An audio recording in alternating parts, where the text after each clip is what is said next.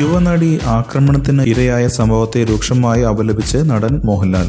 ഒരു സ്ത്രീക്കെതിരെ അതിക്രമം ഉണ്ടായി എന്നത് ഒരിക്കലും കേൾക്കാൻ ആഗ്രഹിക്കാത്ത കാര്യമാണ്. ഇത്തരം സംഭവങ്ങളിൽ ദുഃഖം രേഖപ്പെടുത്തിയാൽ മാത്രം പോരാ. മൃഗങ്ങളെക്കാൾ മോശമായ ഇത്തരം പ്രവൃത്തികൾ ചെയ്യുന്ന ക്രിമിനലുകൾക്ക് മാതൃകാപരമായ ശിക്ഷ നൽകണം. അത്തരം മനസ്സുള്ളവർക്ക് അതൊരു പാഠമായിരിക്കണം.